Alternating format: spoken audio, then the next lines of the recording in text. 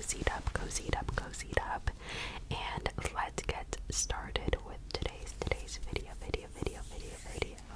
Let's go. So the first book we're going to be doing it in whispering. We have Milkman, that won the Booker Prize 2018.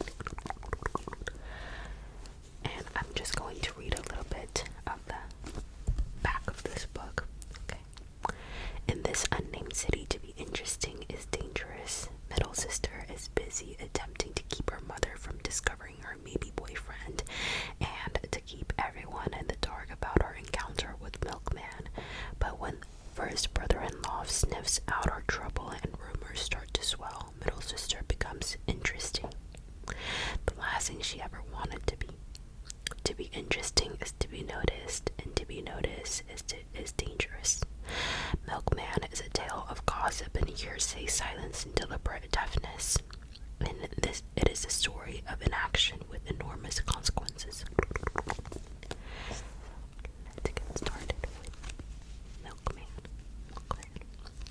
This is actually the novel, the book that I'm reading right now.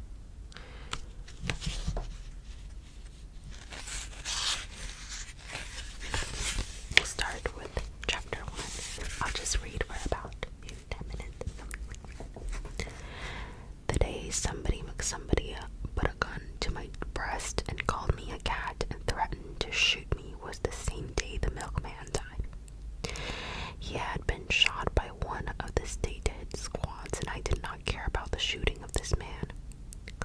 Others did care, though, and some were those who, in the parlance, knew me to see but not to speak to, and I was being talked about because there was a rumor started by them, or more likely by first brother-in-law, that I had been having an affair with this milkman, and that I was 18 and he was 41. I knew his age not because he got shot and it was given by the media, but because there had been talk before this for months before the shooting by these people of the rumor that 41 and 18 was disgusting, that 23 years difference was disgusting, that he was married, and not to be fooled by me, for there were plenty of quiet, unnoticeable people who took a bit of watching. It had been my fault too, it seemed, this affair with the milkman, but I had not been having an affair with the milkman. I did not like the milkman, and had been frightened and confused by his pursuing and attempting an affair with me. I did not like first brother-in-law either. In his compulsions, he made things up about other people's sex lives, about my sex life. When I was younger, when I was 12, when he appeared on my eldest sister's rebound after her long-term boyfriend got dumped from cheating on her. This new man got her pregnant, and they got married right away. He made lewd remarks about me to me from the first moment he met me, about my quaint, my tale, my country, my box, my charm, my contrariness, my monosyllable, and he used words sexual. I did not understand. He knew I didn't understand them, but that I knew enough to grasp they were sexual. That was what gave him pleasure. He was 35, 12, and 35. That was a 23 years difference too. So he made his remarks and felt entitled to make his remarks, and I did not speak because I did not know how to respond to this person. He never made his comments when my sister was in the room. Always, whenever she'd leave the room, it was a switch turned on inside him. On the plus side, I wasn't physically frightened of him. In those days, in that place, violence was everybody's main gauge for judging in that place. On the plus side, I wasn't physically frightened of him. In those days, in that place, violence was everybody's main gauge for judging those around them, and I could see at once he didn't have it, that he didn't come from that perspective. All the same, his predatory nature pushed me into frozenness every time. So he was a piece of dirt, and she was in a bad way with being pregnant, with still loving her long-term man and not believing what he'd done to her, disbelieving he wasn't missing her, for he wasn't. He was off now with somebody else. She didn't really see this man here, this older man she'd married, but had been too young herself and too unhappy and too in love, just not with him to have taken up with him. I stopped visiting them, even though she was sad, because I could no longer take his words and facial expressions. 6 years on, as he tried to work his way through me and my remaining elder sisters, with the three of us directly, indirectly, politely, fuck-offly, rejecting him, the milkman, also uninvited, but much more frightening, much more dangerous, stepped from out of nowhere onto the scene. I didn't know whose milkman he was. He wasn't our milkman. I don't think he was anybody's. He didn't take milk orders. There was no milk about him. He didn't ever deliver milk. Also, he didn't drive a milk lorry. Instead, he drove cars, different cars, often flash cars, though he himself was not flashy. For all this, though, I only noticed him in his cars when he started putting himself in front of me. Then there was that van, small, white, nondescript, shape-shifting. From that time to time, he was seen at the wheel of that van too. He appeared one day driving up in one of his cars as I was walking along reading Evanhoe. Often I would walk along reading books. I didn't see anything wrong with this, but it became something else to be added as further proof against me. Reading while walking was definitely on the list. You're one of those who's it girls, aren't you? So-and-so was your father, wasn't he? Your brother's thingy and thingy used to play in the Hurley team, didn't they? Hop in, I'll give you a lift. This was said casually, the passenger door already opening. I was startled out of my reading. I had not heard this car drive up, had not seen it before either. This man at the wheel of it, he was leaning over, looking out at me, smiling and friendly by the way of being obliging. But by now, by age 18, smiling, friendly, and obliging always had me straight on the alert. It was not the lift itself. People who had cars here often would stop and offer lifts to others going into and out of the area. Cars were not in abundance then in public transport because bomb scares and hijackings was intermittently withdrawn. Curb crawling too may have been a term recognized, but it was not recognized as a practice. Certainly I had never come across it. Anyway, I did not want a lift. That was generally speaking. I liked walking and reading, walking and thinking. Also, specifically speaking, I did not want to get in the car with this man. I did not know how to say, though, as he wasn't being rude, and he knew my family, for he named the credentials, the male people of my family, and I couldn't be rude because he wasn't being rude, so I hesitated, or froze, which was rude. I'm walking, I said. I'm reading. And I held up the book, as if an FNO should explain the walking, the necessity for walking. You can read in the car, he said. And I don't remember how I responded to that. Eventually he laughed and said, no bother, don't you be worrying, enjoy your book there, and he closed the car door and drove away. First time, that was all that happened, and already a rumor started up. Eldest sister came around to see me because her husband, my now 41-year-old brother-in-law, had sent her around to see me. She was to apprise me and to warn me. She said I'd been seen talking with this man. Fuck off, I said. What's that mean, been seen? Who's been seeing me? Your husband? You'd better listen to me, she said, but I wouldn't listen because of him and his double standards, and because of her putting up with him. I didn't know I was blaming her, had been blaming her for his long-term remarks on me, didn't know I was blaming her for marrying him when she didn't love him and couldn't possibly respect him, for she must have known, how could she not, all the playing around. He got up to himself. She tried to persist in advising me to behave myself and warning me that I was doing myself no favors, that all of the men to take up with, but that was enough. I became incensed and cursed some more because she didn't like cursing, so that she was the only way to get her out of a room. I then shouted out the window after her that if that coward had anything to say to me, then he was to come around and say it to me himself. That was a mistake, to have been emotional, to have been seen and heard to be emotional, shouting out the window window over the street, allowing myself to be pulled into the momentum. Usually I managed not to fall into that, but I was angry. I had just so much anger at her for being the wee wife, for doing always exactly what he told her to, and at him for trying to put his own contemptibleness over onto me. Already I could feel my stubbornness, my mind your own business arising. Unfortunately, whenever that happened, I'd pretty much turn perverse, refuse to learn from experience, and cut off my nose to spite my face. As for the rumor of me and the milkman, I dismissed it without considering it. Intense nosiness about everybody had always existed in the area. Gossip washed in, washed out, came, went, moved on to the next target, so I didn't pay attention to this love affair with the milkman. Then he appeared again, this time on foot as I was running in the parks with the lower and upper waterworks. I was alone and not reading this time, for I never read while running. And there he was, again out of nowhere, this time falling into step beside me where he'd never been before.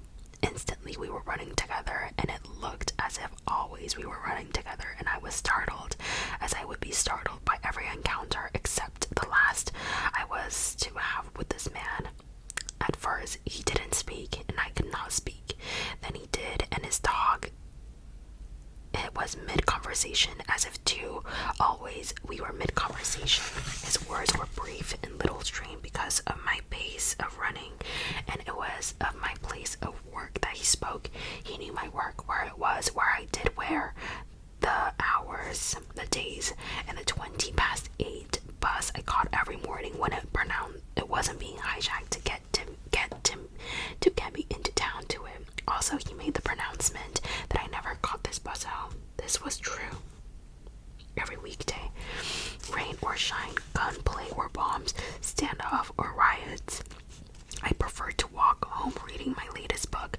This would be a 19th century book because I did not like the 20th century books.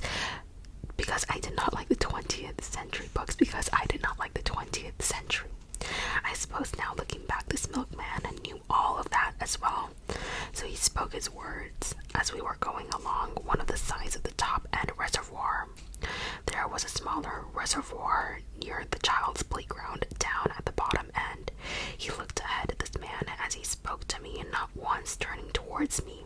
Throughout the second meeting, he didn't ask one question of me, nor did he seem to want any response, not that I could give in one. I was still at the part of where did he come from?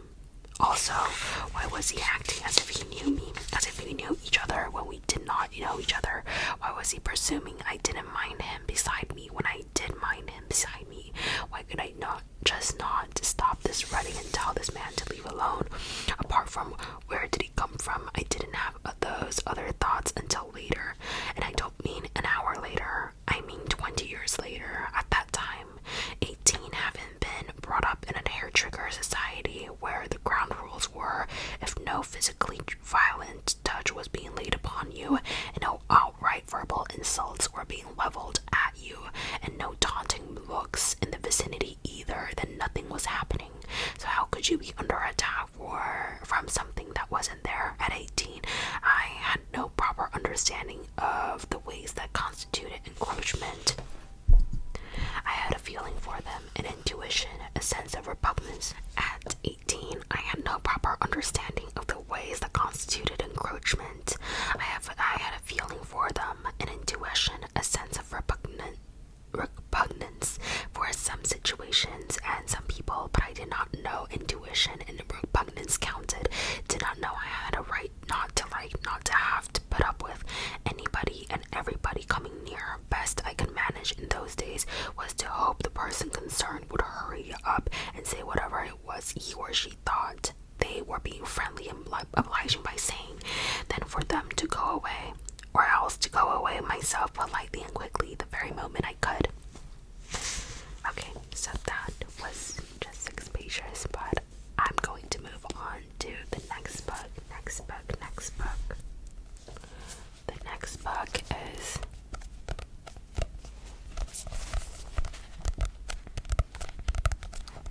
Cranford by Elizabeth Gaskell, and I'm going to read the back of it. It's going to be an audible whisper from now on. Let's go. Cranford is an affectionate and often portrait. Cranford is an affectionate and often portrait of Jenny Gilbert, editor of Florence Lawrence in 19th century English. One of Elizabeth Gaskell's beloved works. Centers on community domination and government overthrows.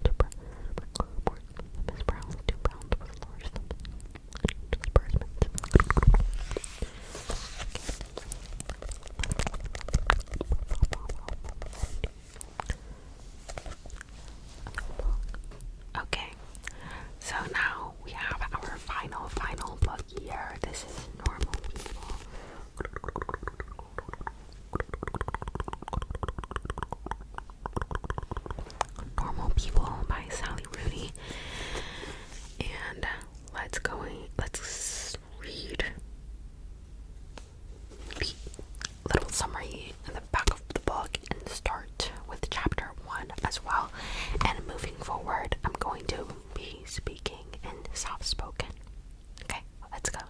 Connell and Marianne grew up in the same small town in the west of Ireland, but the similarities end there. In school, Connell is popular, well-liked, while Marianne is a loner. But when the two strike up a conversation, awkward but electrifying, something life-changing begins. Normal People is a story of mutual fascination, friendship, and love. It takes us from that first conversation to the years beyond in the company of two people who try to stay apart but find they can't.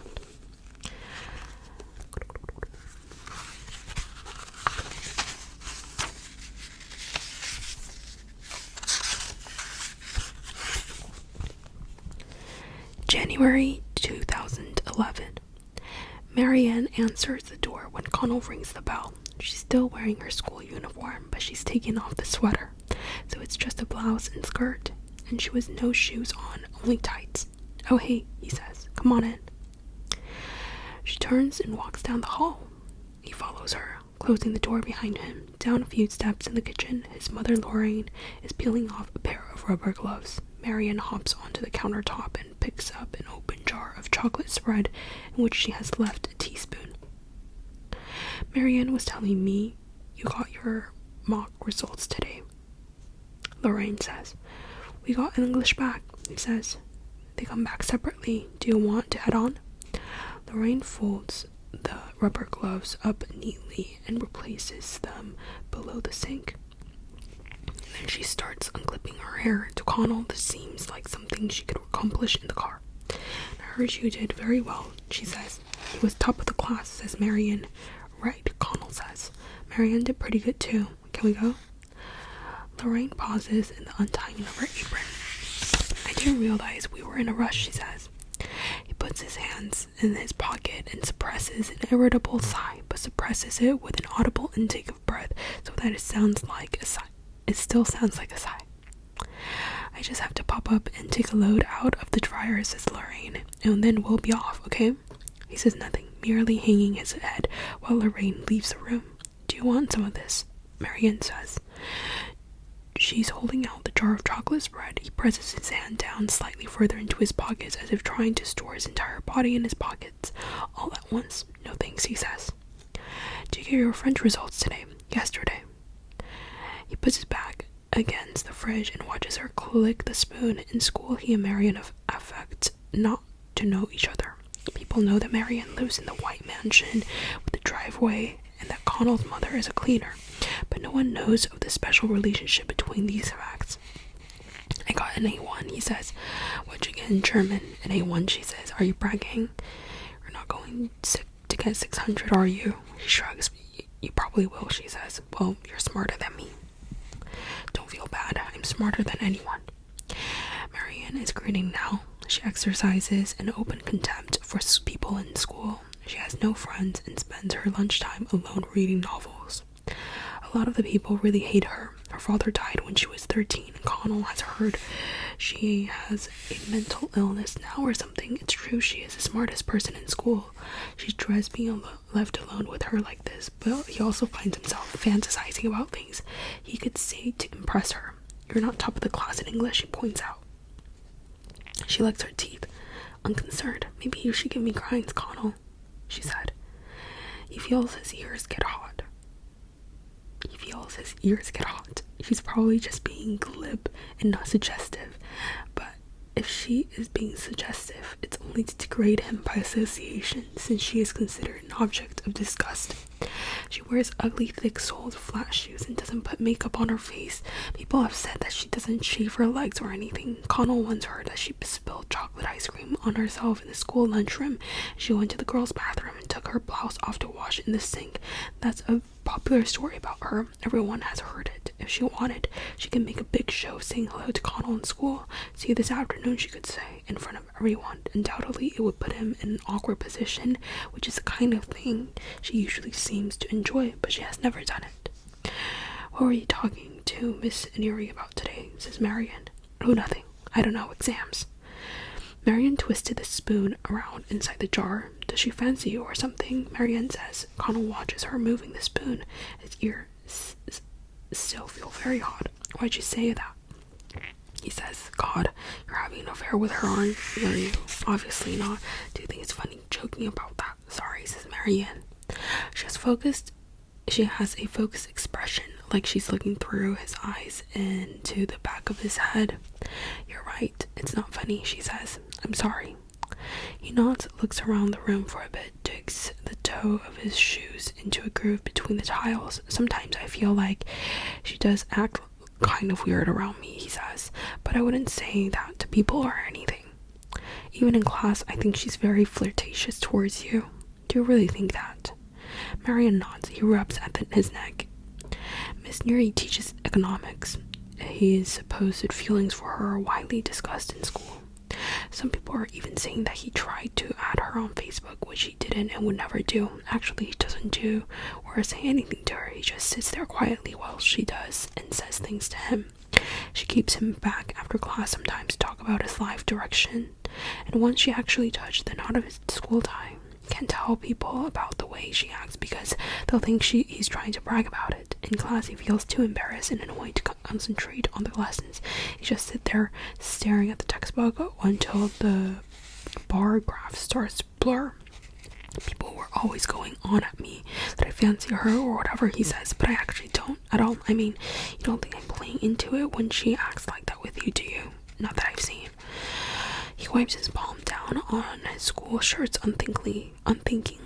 Everyone is so convinced of his attraction to Miss Neary that sometimes he starts to doubt his own instincts about it. He wipes his palms down on his school shirt unthinkingly. Everyone is so convinced of his attraction to Miss Neary that sometimes he starts to doubt his own instincts about it. What if, at some level above or below his own perception, he does actually desire her? He doesn't even really know that what desire is supposed to feel like. Anytime he has had sex in real life, he has found it so stressful as to be largely unpleasant, leading him to suspect that there is something wrong with him, that he's unable to be intimate with women, that he's somehow developmentally impaired. He lies there afterwards and thinks, I hated that so much that I feel sick. Is that just the way he is? It's nausea he feels when Miss Neary leans over his desk, actually his way of experiencing a sexual thrill. How would he know?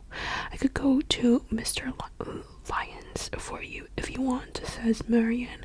I won't say you told me anything. I'll just say I noticed it myself. Jesus, no, definitely not. Don't say anything about it to anyone, okay? Alright then. Okay, alright. He looks at her to confirm she's being serious and then nods. It's not your fault she acts like that with you, says Marianne. You're not doing anything wrong. Quietly, he says, why does everyone else think I fancy her then? Maybe because you blush a lot when she talks to you, but you blush at everything. You just have that complexion. He gives a short, unhappy laugh. Thanks, he says. Well, you do. Yeah, I'm aware. You're blushing now, actually, says Marianne. He closes his eyes, pushes his tongue against the roof of his mouth. He can hear Marianne laughing. Why'd you have to be so harsh on people? He says. I'm not being harsh. I don't care if you're blushing. I won't tell anyone. Just because you won't tell anyone doesn't mean you can say whatever you want. Okay, she says. Sorry.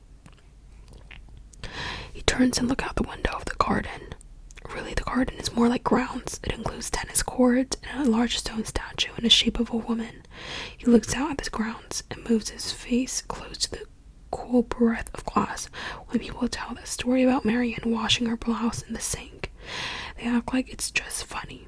But Connell thinks that real purpose of the story is something else. Marianne has never been with anyone in school.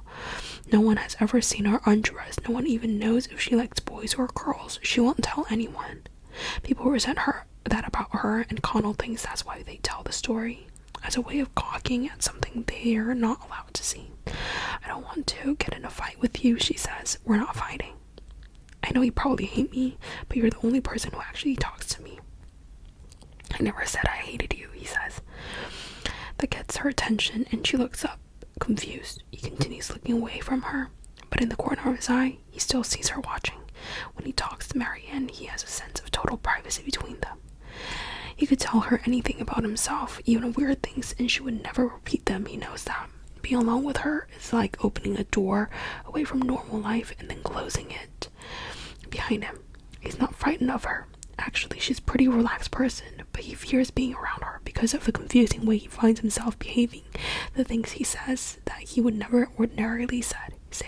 A few weeks ago, when he was waiting for Lorraine in the hall, Marianne came downstairs in a bathrobe. It was just a plain white bathrobe tied in a normal way. Her hair was wet and her skin had that glistening look like she had just been applying face cream. When she saw Connell, she hesitated to the stairs and said, "I don't know what you were here, sorry." Maybe she seemed flustered, but not really badly or anything. Then she went back up into her room. After she left, he stood there in the hall waiting. He knew she was probably getting dressed in her room, or whatever clothes she was wearing when she came back down would be the clothes she had chosen to put on after she saw him in the hall. Anyway, Lorraine was ready to go before Marianne reappeared, so he never did get to see what clothes she had put on. It wasn't like he deeply cared to know. He certainly didn't tell anyone in school about it, that he had seen her in her bathrobe or that she looked flustered. It wasn't anyone's business to know. "Well, I like you," Marianne says. For a few seconds he says nothing, and the intensity of the privacy between them is very severe, pressing in on him with an almost physical pressure on his face and body. Then Lorraine comes back into the kitchen, trying her scarf around her.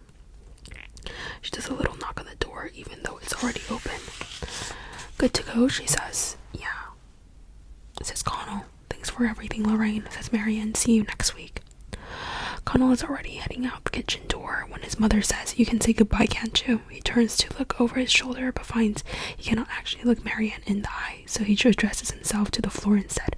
"Right, bye," he says. He doesn't wait to hear her reply. In the car, his mother puts on her seatbelt and shakes her head. "You could be a bit nicer to her," she says. "She doesn't exactly have an easy time of it in school." He puts the key in the ignition, glances in the rear view. "I'm nice to her," he says. "She's actually a very sensitive person," says Lorraine. "Can we talk about something else?" Lorraine makes a face. He stares out the windshield and pretends not to see. That was one chapter. Okay. Well, thank you guys all so much for sticking with